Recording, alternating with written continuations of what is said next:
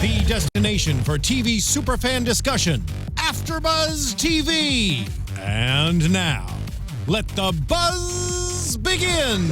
All right, so let me explain that. So the second the countdown happened and we're coming up, there's a vibration in the pant region. Under my leg. Yeah. Try to keep my phone during the show. Yeah. Under my leg. Yeah, so you just a weird physical oscillation. I'm in demand, so I was... No, you're in California. Yeah. What? Demand's in Iowa. Welcome to the NXT After Show, everybody, right here on AFTERBUZZ TV. We're going to be talking about tonight's episode of NXT for November 8th. Unfortunately, we are down one Bill Handstock, but next week, we're going to have a full panel of 4. Holy smokes. Oh, what does that mean? You know exactly. It's a 4-pan. Yeah, it's a four-pan. I am one of your hosts, and it's Mark B. Donica. You can find me on Twitter at Mark B. Donica. That's the Hobo. Yep, at True Hobo on the Twitter and the Instagram. I've had more pictures to post recently, so I've been a little bit more... Creepy. Yeah, you're just posting pictures of life on the street? No, I people take pictures of my matches. Oh. And then I select the pictures I like the best, and then I add them to Instagram. I see. Yeah. Very good. And Instagram is the same, at True Hobo. At True Hobo. Very good. Yeah. If you want to look into the visual life of the Hobo. I'm like on a whole bunch of platforms. Just uploaded a video to the YouTube. Oh, the wrestling, pro wrestling? Yeah, the Matrix. Yeah. Yeah. I mean, it's, as a concept or like a movie? Is it like a movie review? Or is it? It is not. Okay. There is a reference to the movie. Okay. Closer to the end, but it is not a movie review. It is speaking about the Matrix that we all live in. What? Let's talk more about that later, because this is a pretty stacked episode of NXT, and we also do have a little bit of news to talk about. I just wanted to mention it. Okay, well, we'll mention it a little bit more at the end. Starting out strong with our boys, Heavy Machinery. Oh boy, these guys are here to have a good time and hurt people. They're good at that. They're good at both of those things, respectively. Yeah. Very talented at the merrymaking and the destruction. Mm-hmm. Do you think that comfortability, now they were up against Chris Payne and Sean Maluda. Sean Maluda, very familiar with him. Chris Payne, kind of familiar with him. He's been around here and there. He looks very familiar. Mm-hmm. Sweet arm tats. But do you think that Heavy Machinery is getting a little bit too complacent? I don't think so, honestly, because they were doing stuff that we hadn't seen them do before tonight. It seems like they're really enjoying experimenting in that ring, seeing what works, what doesn't. They're just enjoying their run, even if it isn't for the championship right now. They're just enjoying themselves, and it's having the confidence with the whoever it may be at the other side of the ring in order to take those chances, because Otis, a good old Dozer, hit us with a worm. Yeah, big wormed elbow. Yeah, with a heavy elbow. Oh my god! He jumped back up and dropped back down with such ferocity. Yeah, it was ridiculous. Almost a little surprised that they're not on 205 Live. Yeah, I mean, and Tucker Knight with that springboard elbow. I mean, they're really testing the physics of the wrestling ring. They're trying to really see what they're capable of doing. Because, I mean, physics and gravity are naturally going to hold them down, but they want to try and kind of break the Matrix, as it were, and see if they can do the impossible. And they seem to be doing that simply with strength, size, and now leaving their feet a little bit more. Though I like that they don't leave their feet as much as a lot of the other guys. They're big men. They don't need to. You don't need to go jump around and take those risks. And I think it's definitely something that's not going to be every match. Yeah. I think this was just this isn't just every match that you see with us where we completely annihilate our opponent, even though that is what happened. But they were like, we're not just strength, but we also have some agility. Right. And keeping that ring crew on check, too, probably had to tighten up that rope, or those ropes something fierce. Yeah, especially before and after. Yeah. Heavy Machinery is coming, grab the wrench. We gotta do this. A compactor on both Chris and Maluda. And Maluda just running into Dozovic in pain. Just I'm gonna like, save bam, you. Like, oh my god. I made him like as as he saw Chris Payne's back coming towards me. I've made a huge mistake. Bam! Thinking Dozer was hitting those Vaders early in the match, yeah, and dude. now he's got him, and he's using him just a little extra force and weight. He cannot be moved. Now you say Vader for the layperson who may not be as familiar with the Mastodon. How would you describe what is a Vader? A Vader's it's not a shoulder tackle. It's not a clothesline.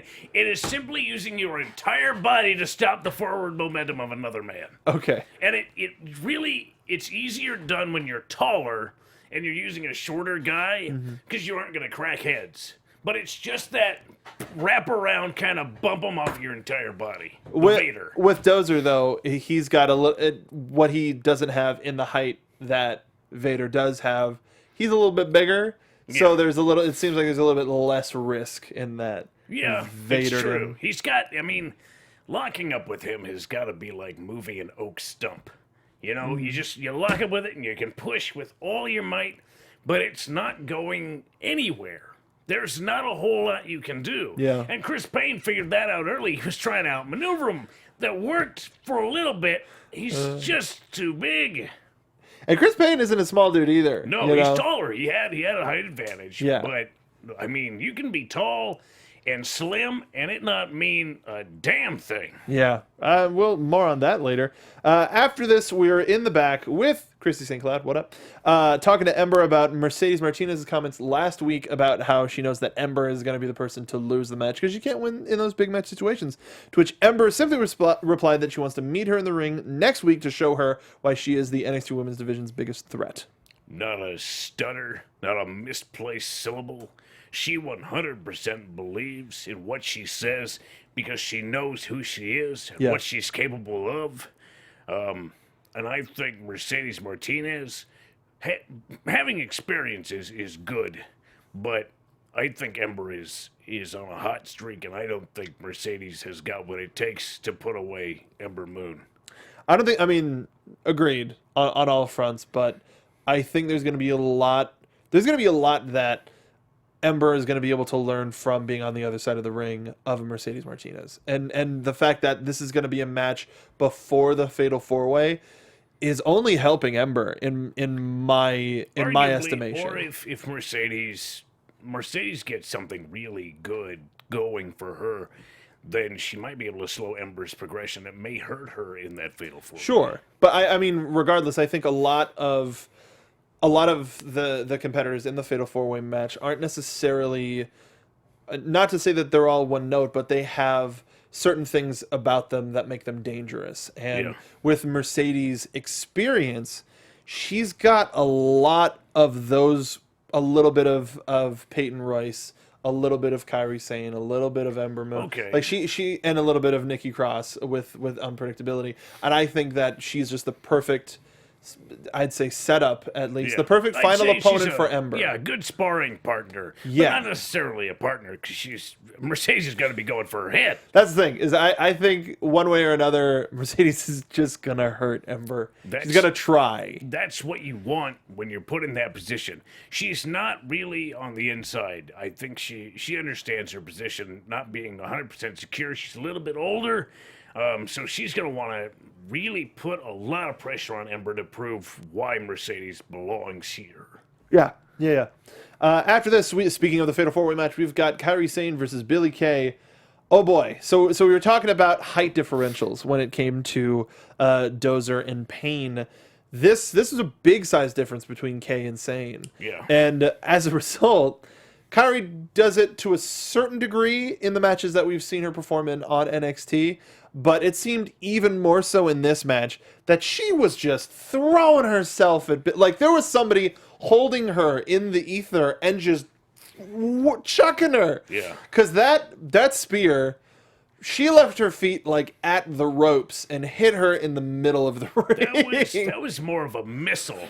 Yeah. And less of a spear. I mean, a spear's a fine tackle, But as you said, she was completely parallel to the ground without anything touching it. She launched herself, and she does that. Yeah. She understands better than a lot of people that it is your weight that really dictates how hard you can hit. And the more of your weight you put behind all of your strikes and all of everything that you do, the more damage you can do. Her being smaller, she knows she's got to put in 100% of her weight and 100% of that power to cause as much damage as possible. And it works every time. Yeah. Because she knows how to do that. Agreed. No one else has been trained to do that. Really quickly, going back to the last segment, Dang MQ says that apparently Ember and Mercedes work together in Shimmer a lot, so hopefully we'll see some of that history bleed into their match next week. Sure. What did you think of that torture rack, like arm lock that Billie had? Single arm trap, Argentine backbreaker. It's good. It works really well. I prefer the hanging straitjacket. That's my preference because it puts more pressure on the neck. The torture rack is good, but I think it displaces too much of the energy with the hanging straitjacket. You put so much more pressure on the shoulders and the neck of your opponent. That is what I think she should have done. She was trying to target the arm and elbow, but it wasn't enough. But she was targeting the other elbow. Yeah, which, but you need both coming down. Sure, but I think that was a bit of a mistake on Billie Kay's part. Yeah. Yeah. If you're gonna go for something, go for the glowing red dot on the boss. Go for both of them. Yeah. Yeah. That's why, again, tie them both up. Yeah. Yeah. Exactly. This was nuts. Like this was really nuts. Zeno Hour in chat saying that they would like to see a Kairi iconic feud. Jose Kinde saying Kairi and Dream's elbow are both things of beauty. Yeah, they are. Sure. Yeah, this match was fun and good for Kairi. It looks good for Kairi going into her title opportunity. I'm really excited about that Fatal 4-Way match because no one's the champion and it really can go either way. Right. Whew, and I'm pretty sure we're going to talk more about that next week. I think 4-ways with the champion holding have kind of gotten ruined recently. Just too much. It's the same thing kind of over and over again. You play the numbers, the champion can lose it more easily here than anywhere else, and it never happens. But the fact that we're crowning somebody who's brand new, I think is pretty great. And there's really endless ways that this could go, and endless spin-off feuds that could possibly form mid-match. Well, and even more so, we got one last thing before the end of I want to wait to talk about that. Moving on, we're in the back with Regal talking about how the graphics have been cleared by legal for TakeOver. Sure. What? Probably the War Game stuff, even though we had it last week. I don't know, whatever. I don't know. Hey, I need to say something while somebody walks in. Cassius Ohno comes in. We've been talking about him a little bit. He mentions how he's been on a roll. He talks about his series with, I almost said it again, but with Itami. Yeah. Almost said his old name. Yeah. But he wants to get back in the title picture, and he thinks the best possible way to do that is to go after Lars Sullivan. And he's not wrong. Nobody has been able to make a dent in Lars Sullivan. And to be literally, figuratively. Yeah. Yeah. No Way Jose, still dead. But aside from that, I don't think it's a terrible strategy. One, to go after it shows your ambition, or your insanity a little bit. Right. But also it's one of those things where any sort of damage that you can do to Lars Sullivan, and especially as a striker, I think where he's a guy that can come out of nowhere with various strikes and could possibly throw Lars off of his game.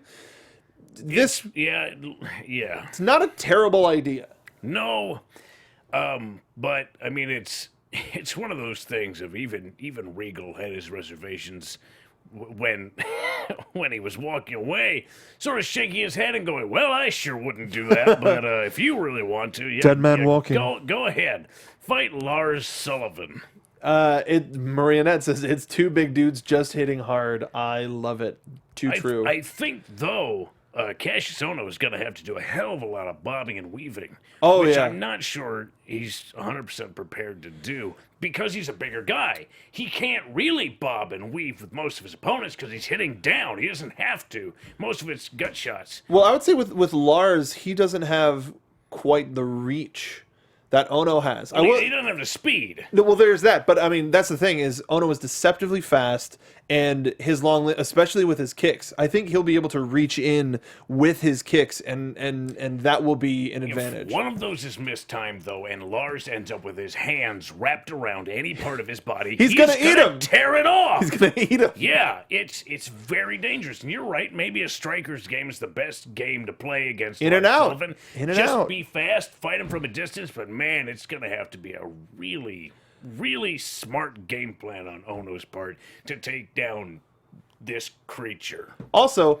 where the hell did he get an old school Real American Cesaro shirt? Well, I mean, He's probably had they it. were a tag team for many years. Well, yes, I and know they're that, but of probably all buds. things, like, hey, I really want to wear a Cesaro shirt.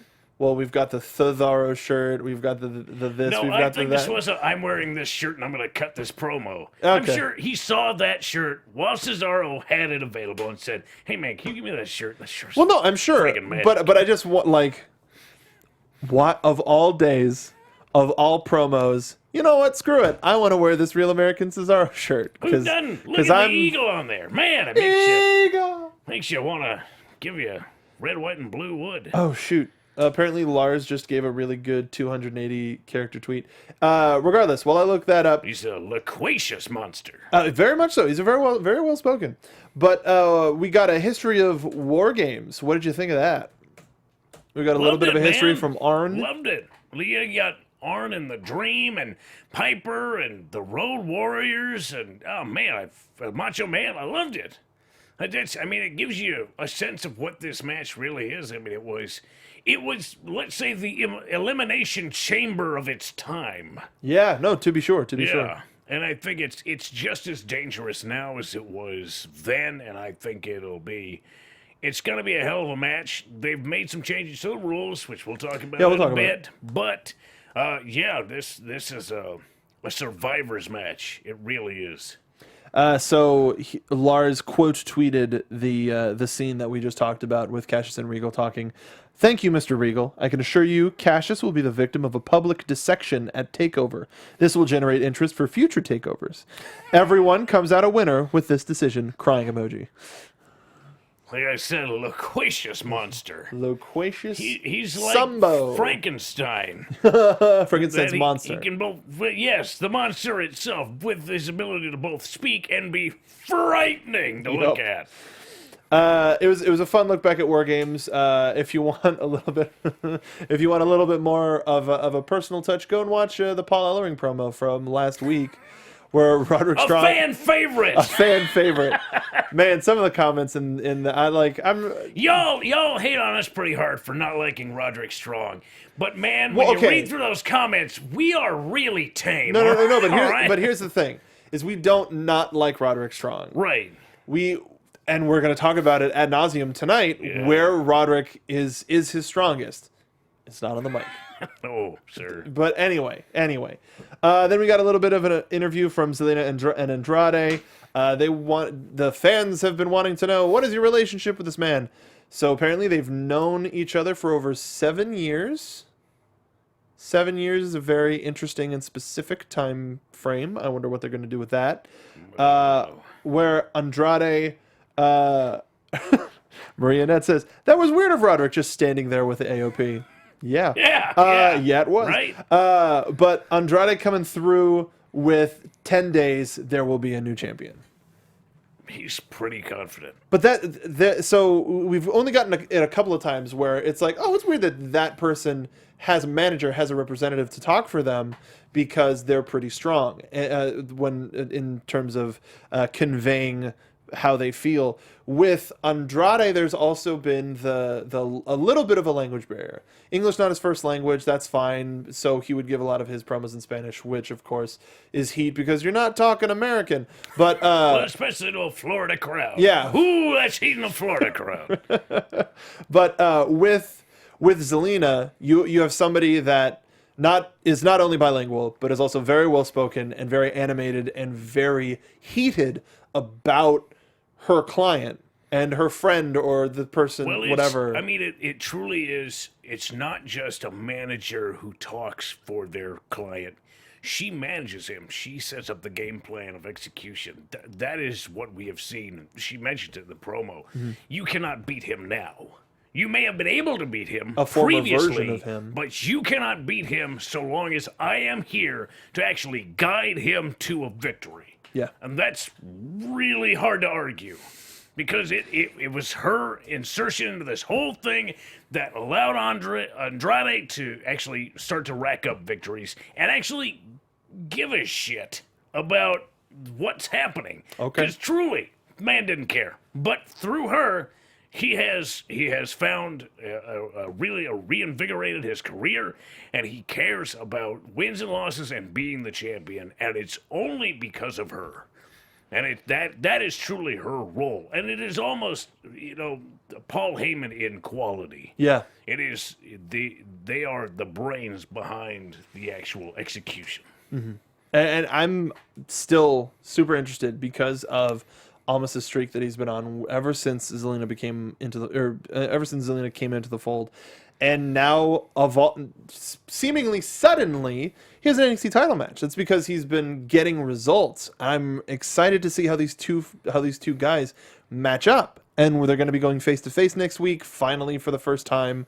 And it's really going to hammer home that this match is going to be something that you're not going to want to miss. I don't think, though, that Zelina is going to be able to get physically involved against Drew McIntyre. Because he's friggin' huge. He's like 3 feet taller than her. Right. And if she tries to whip off that nice Rana, he's just going to go, mate. Yeah. Lunch! He'll just launch her off. But that's the thing, is she didn't have to get involved physically with Gargano the first time. It was only subsequently. Right. So it's whether Drew is ready for that proverbial third man on the field. She's not much of a physical threat, but it is as a distraction. He should be concerned about what she's dude. I know we just talked like jokingly about that Rana, but she could still be a physical threat. I mean, even a hook around a leg. That's true. Like, because he does that big kick, the big boot, the Claymore. Yeah. So all it takes, like, if she gearing up for even that, if she was able to pull Andrade out of the ring, something like while that, he's gearing up to lay that down, it'd be enough to save him. Or holding his head against the bottom turnbuckle while he runs on and does the knees. Yeah, or by the hair. Hair. Grab that hair, pull it way back, and just kill. Yeah. Yeah. It's all right. It's possible. Yeah. Drew is a tall ass dude. He's a tree. Very, very true. He is the Highland Games. Jose Kingdom brings up this point. Paul is Brock's mouthpiece, but Almas and Zelina are a team. I think Paul and Brock are more of a team than These Brock would like to let on. I mean, it's sort of one is the advocate for the other, but truly one could not exist currently without the other. Yeah. And I think that's true of Zelina and Cien and Brock and Paul. Mm-hmm. Oh boy. Hey, so Velveteen Dream versus Cesar Bononi. Now, Cesar Bononi as of late has kind of just been like your Steve Cutler's. A guy coming in, you don't know how it's going to work. Maybe he'll get a victory. A lot of the times he doesn't, but he's new at the Performance Center. He's getting more comfortable. This match between him and Dream, it started out like a bloodbath. It was like a slugfest. It was a couple of big dudes swinging hard on each other. Was not expecting this brawl-styled match, especially since they were what did they say as a promo for Dream? They was like putting over his his grappling ability. Something like that. That is not at all what happened. Yeah, no. This was a bar fight, It was, like in a wrestling beating ring. the crap out of each other. Holy Just crap. big over the back of the neck. Like his Dream's uppercuts. Yeah, everything was just as hard-hitting as they could possibly get it, which is great when you have just two guys doing that. I love that kind of wrestling. Just swinging away on each other. Friggin' love it. It's always been one of my favorite things about Dream, as we mentioned several times, like his match with Drew McIntyre, where they were just beating the crap out of each other and not relenting. It wasn't, I don't want you to hit me. It's like, try to hit me again. Yeah. See what happens. Yeah. And this is what happens. We got a classic "Don't touch me" when the ref is trying to pull him off of Benoni. Hey, lady wanted a piece. What can we say? Everybody wants to put their hands on the Dream. Listen, this is gonna sound really weird, but we've seen Dream in the back, and we're just like, dear God. Everybody wants a piece of that chocolate cake. Yo. Just saying. Hey. Yeah. I'm a confident man. I'm a man. A confident man? Who's feeling feelings toward another man. Just keep going. This is the rest of the show. So something interesting, and actually something that that was mentioned earlier in chat, is that Dream didn't do his elbow, which is an amazing elbow drop, and I don't think he's not doing it. I think it shows the intensity and the veracity, and also how much he cared about beating Cesar Bononi. Because if it was somebody that he was like really aggressive towards, it was a combo. It was the DVD into as a setup, pop up top, drop it. But the fact that it was just the DVD bomb that took care of Cesar Bononi. That's serious. Yeah. Oh boy. Yeah. So I think that was a statement that I don't need both of these things together to beat anybody. This move singularly can put away any opponent, and it got the point across. I mean, I think everybody felt thoroughly surprised that that was all that did it, because that's all that needed to be done. He's dangerous. The Dream is dangerous. So keep that in mind. Dream is very different. Is very much of a difference maker in that, especially with that elbow. But we got a gotcha. I gave you what you needed, and now the Velveteen Dream is on your mind. When all that's dark comes to light, the Velveteen Dream gets what he wants when you say my name. Hit it! Oh man, that's great. I want this match to be a Say My Name match. Like, it's the opposite. That's what I want. You gotta say your opponent's name to actually, and they'll gain the victory. It's like an I Quit match, only more personal in this case. Way more personal. So it's pretty boss. And Jose Kinde in chat, we did actually bring up that commentary mentioned something about him showcasing his grappling when he just beat the crap out of him, and that was really silly. Right. Yeah. Yeah. Yep. That's what happened. Like, okay, whatever. In the back, apparently Ruby. Wow, I didn't finish it. It's like I was gonna almost said Ruby Rod. That is not who that is. Ruby Rod. Ruby Riott, apparently sustaining a little bit of an ankle injury as a result of Sonya Deville's ankle lock from the triple threat match a couple of weeks ago. Yeah. It's been told. We found out that she's going to need a couple of weeks to rest from the injury, but Sonya pops into the trainer's room and just starts berating her. You should have tapped. Next time I'm going to break. Or no, it's like,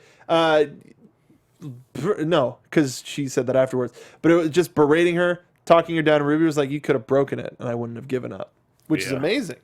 But apparently, so Ruby challenged her for one-on-one, but with the implication that they'll see who's number one in the women's division. Do we have a number one? Is this an unofficial number one contender match? It might be, because when you have 4 individuals and all of them can be crowned for the title, there's no rematch. Yeah, There's that's no all for immediate rematch, and all the other 3 individuals essentially have to go to the back to figure out who the number one contender is. So it could be that these 2 who are not involved in that fatal 4-way, one of whom might actually become the number one contender. It's very possible. We just need the paperwork done to actually solidify it as such. And with it being a couple weeks, I wonder if this is going to be a match in Houston that we see the week after TakeOver. Right. I could see that happening. That'd be pretty cool. I would love to see that. But the button. Oh, damn, Sonya's the best. Heal fast so I can break it. Oh, what a jerk. That was the best. Oh, man. Those two are pretty great together. Yeah, I like it. So confident. But we could also, we could feel it in the triple threat match whenever they would have parts together or whenever Sonya was in control. It felt Sonya's really a good. Beast. No, She's a beast, man. So I don't have to say it, but I'm going to say it. She's a beast. Speaking of beasts, let's talk about our new married couple. So Montez Ford and Angelo Dawkins are in the back talking about how they're trying to swagify the NXT universe. They give a passerby a Street Profits cup, send him on his way. Yep. And they see a guy, they try to give him a cup. He's like, actually, I'm looking for Tino Sabatelli. I'm delivering the suit.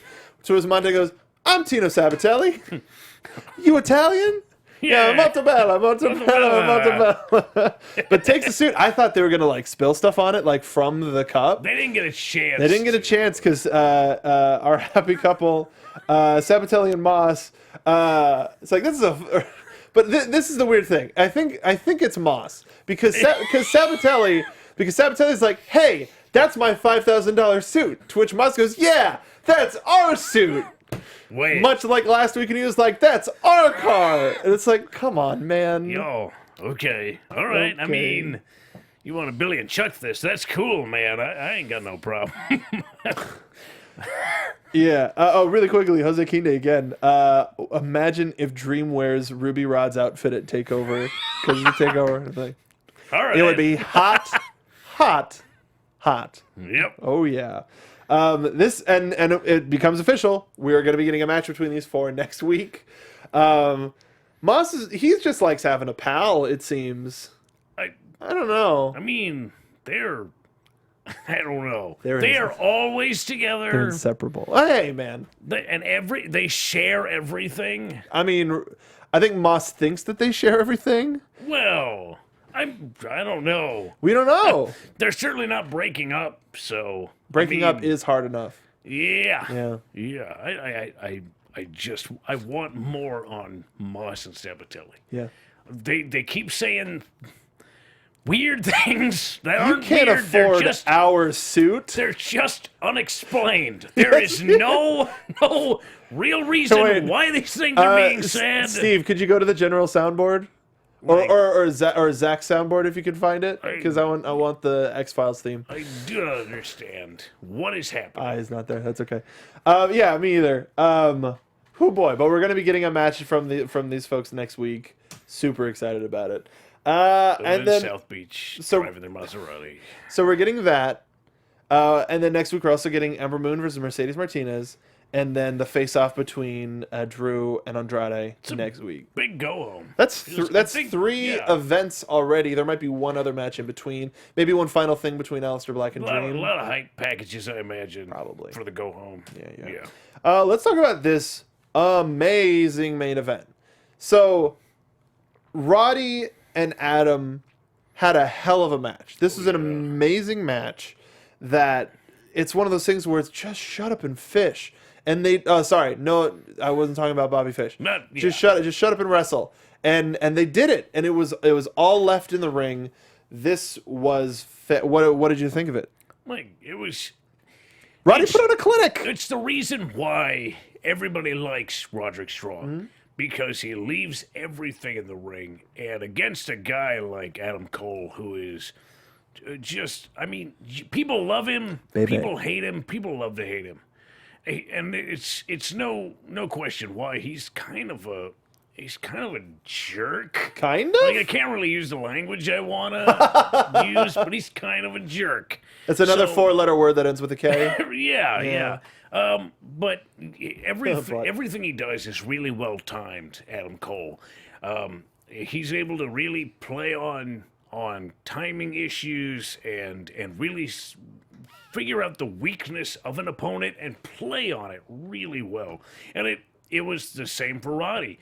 But Roddy he really just wanted to hurt Adam Cole. And you got that feeling in this match when he was able to hit some of those snap backbreakers out of nowhere, and that sort of devil-may-care backbreaker in the corner on the top turnbuckle that just sent both men crashing to the canvas. It was a way more personal matchup than I thought we were going to have. You think, really? It might have been a little bit more testing the waters. Because, I mean, Adam Cole hasn't had a chance to really wrestle. He's been sort of saving himself for when it really counts. Marriage. Yes, and tonight it seemed like he married Roderick Strong. Well, I don't know, because even so, like, he didn't come out with, like, Undisputed Era wasn't in full effect until the end. And because Fish and O'Reilly came out and disrupted the match, I think that was the plan all along. I don't think there was ever going to be a thing where Adam Cole, baby, gets the official win. I think no matter what. Well, it was after that very dangerous moment where they both men came crashing to the canvas. Fish and O'Reilly come out and really just check on Cole. Yeah, they don't really care about Strong too much, so much as their leader was just in a really bad accident. Yeah, it's a strategic move. Is they cause the end of the match by not necessarily starting a fight so that they can be ready for the brawl that was about to ensue. I would have liked a promo before this match. Yeah. At least from Cole, explaining why this match means what it means to him. Not from Roddy. Roddy, it's obvious. It's really everything they've been playing up has worked really well to sort of get us invested in why Roderick Strong is not having any of this. But I want to hear from Cole why this matters.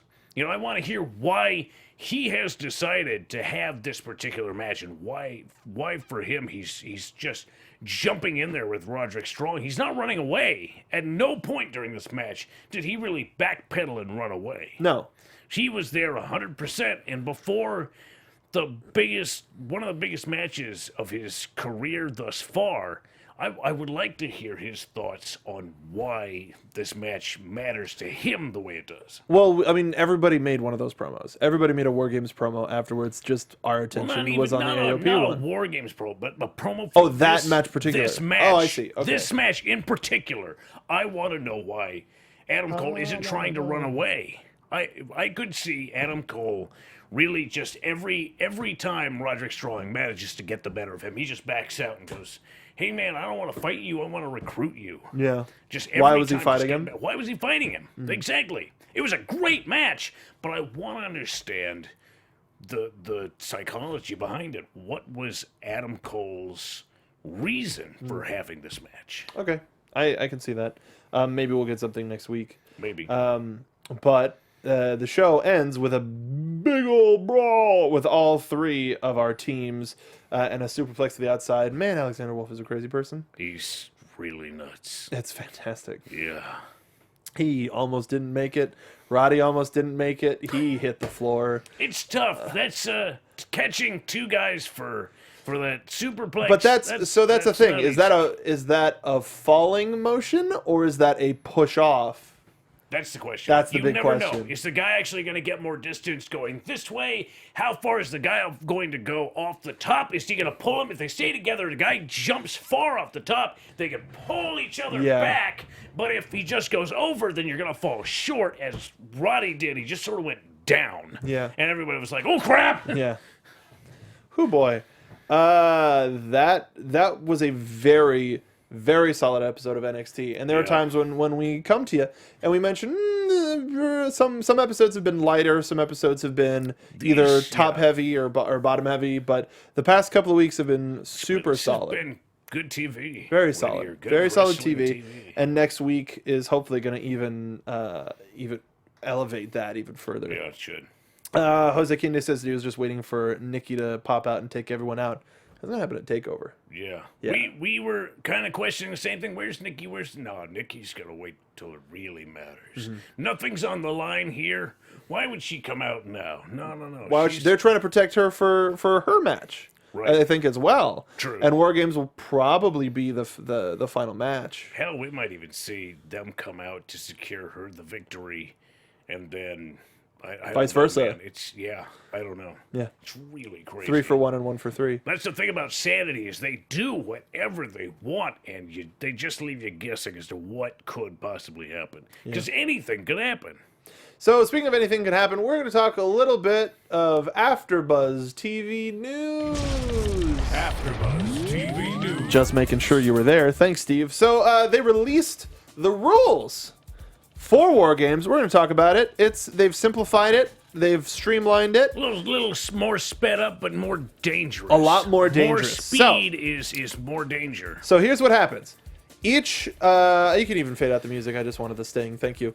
But the match is going to start as a triple threat match. One representative of each team is going to be in the ring.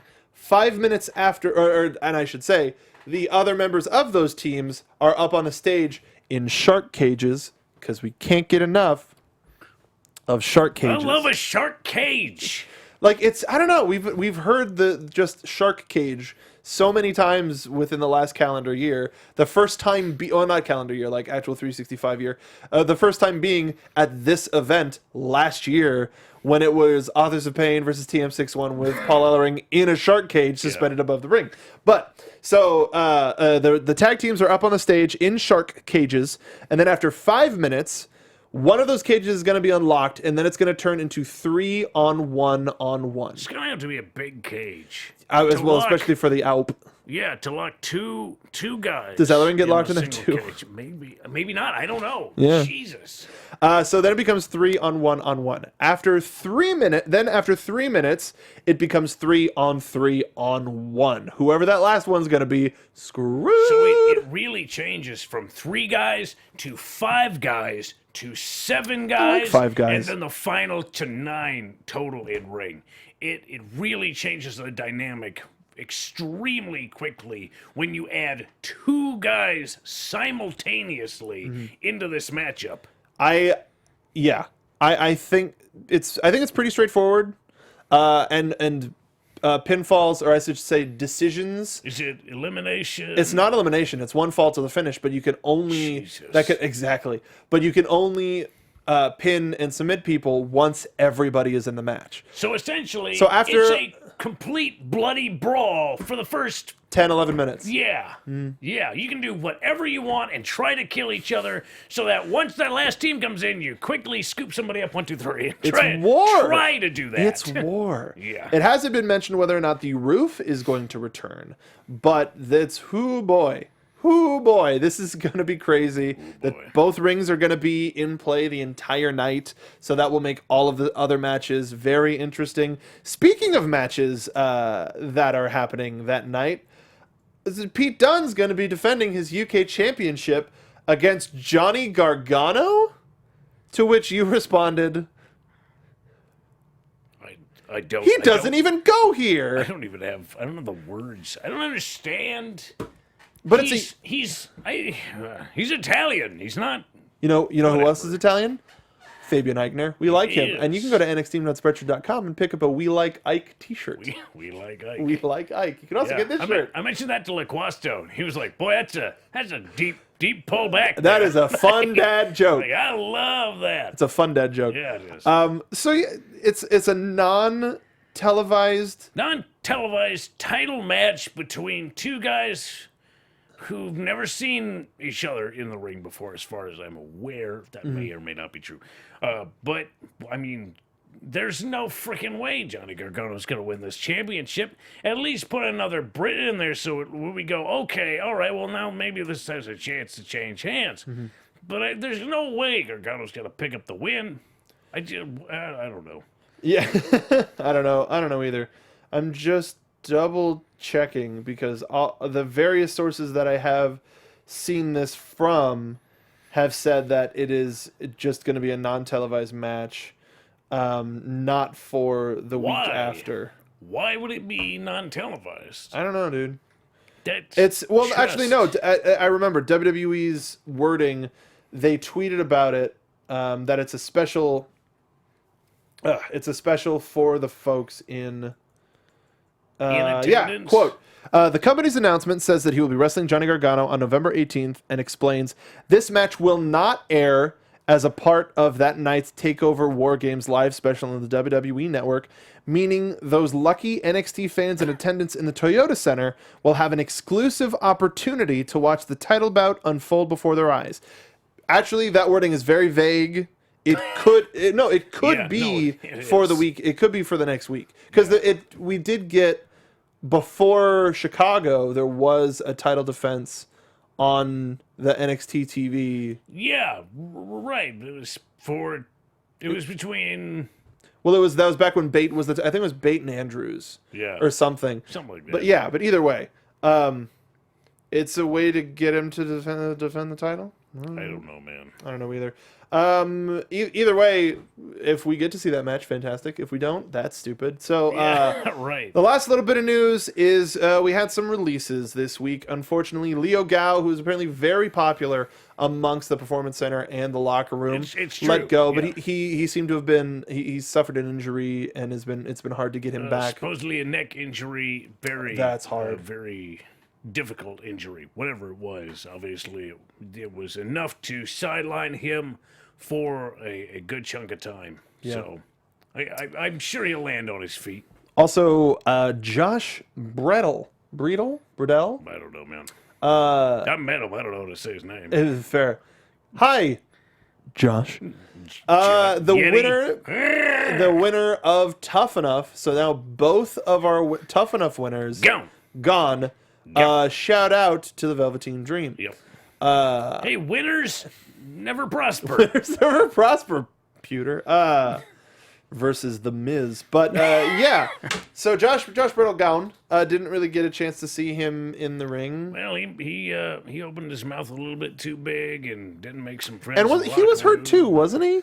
I really super don't I know. think he was. I can't remember. But then the last one, unfortunately, he was hurt, and seemingly we thought that he was about to come back. Sawyer Fulton, one of the founding members of Sanity. I saw him backstage when I was doing extra work. And, he slimmed down a lot.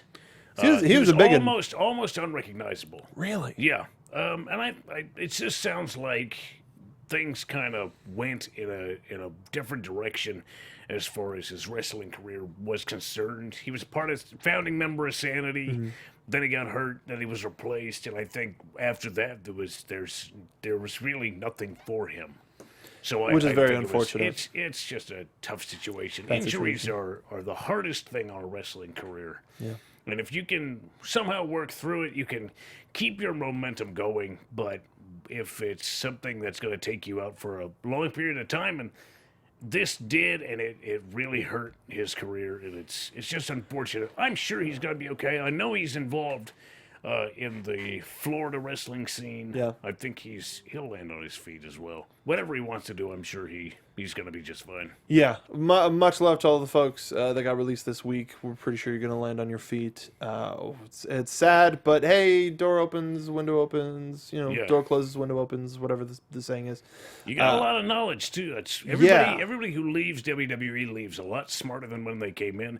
And if they can share that knowledge with the greater wrestling community, it makes us all better. Mm-hmm. And that's been the WWE's model for a while now, and I think it's a great business model for them and for wrestling as a whole. And then by the time folks come back around up to NXT or wherever, they have a little bit of that knowledge and sense about them. But that'll do it for this episode of the NXT After Show right here on AfterBuzz TV. We have been the NXT team. We've been missing Bill Handstock, but he'll be back next week, as well as a fourth member of the team that will be here next week as well. But until next week, Hobo, what are you doing? Where can the folks find you? Well, you can find me on Twitter and Instagram at TrueHobo. Next week, Thursday, is Turkey Mania. Pro Wrestling's Turkey Mania. They are crowning the Turkey champion. It is the belt itself. Is a turkey? It's the biggest belt I've ever seen in professional wrestling. Bigger than the big gold belt. And yes, has a turkey on it. Thank God. It is. Can it only be defended on Thanksgiving? I don't know. It is majestic. So it is perfect that it's being...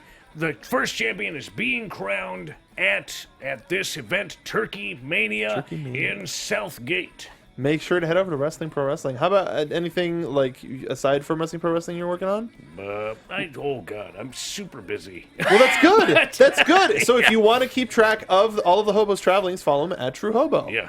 And if you want to follow all of my happenings, go to @MarkBDonica. That's where I'm at. If you like video games, stream video games from Inventory Full PT on Twitch. It's a video game channel where we do talk shows as well as game streaming. It's a lot of fun. Also, make sure to watch Xpac12360. We had Pete Gass today. That boy is a chatterbox, but he had a lot to say, and you should go and listen to it. Also, make sure to watch all of the other programming here on AfterBuzz TV, wrestling and sports, including the actual sports stuff as well as the sports entertainment stuff. Thank you so much for watching this episode of the NXT After Show right here on AfterBuzz TV. We'll see you next week. Bye-bye. From executive producers Maria Menounos, Kevin Undergaro, Phil Svitek, and the entire AfterBuzz TV staff, we would like to thank you for listening to the AfterBuzz TV network. To watch or listen to other after shows and post comments or questions, be sure to visit AfterBuzzTV.com. I'm Sir Richard Wentworth, and this has been a presentation of AfterBuzz TV. See you later. The views expressed herein are those of the hosts only and do not necessarily reflect the views of AfterBuzz TV or its owners or principals.